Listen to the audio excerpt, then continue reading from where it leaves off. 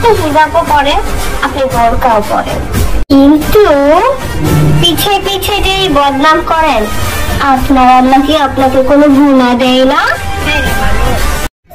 আপনার যদি আমাকে খারাপ মনে হয় তাহলে ঠিক আছে। ওই যে একটা কথা আছে না, রতনে রতন চেনে সুরে চেনে। নিজের চরিত্রে ঠিক নেই, আবার অন্যের চরিত্র বিচার করে।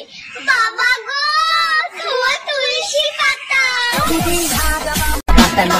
অমুক ভালো না তমুক ভালো না বলে সমালোচনা কইরো না, তুমি নিজে অত ভালো না।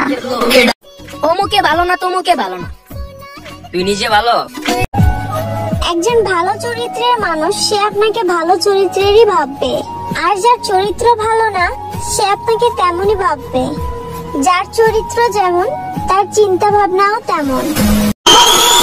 অন্যের চরিত্র নিয়ে কথা বলার আগে একটু ভেবে দেখো নিজের চরিত্র কতটা পবিত্র। আমার চাল চলন খারাপ, এগুলো নিয়ে আপনি কথা বলেন, আপনি কি ফেরেশতা নাকি? জায়গায় জায়গায় মানুষের ভুল ধরা বন্ধ করো, তুমি তো আর ফেরেশতা না।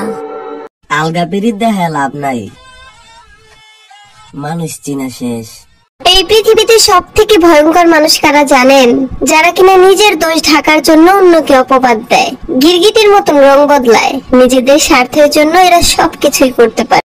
একটা জিনিস বুঝি না, যাদের নিজেদের এত ইচ্ছা তারা অন্যের বিচার কি করে করে? আপনি ভালো তো আমিও ভালো, আর আপনি খারাপ, দেখবেন খারাপের জগতে আমি আপনার বাপ।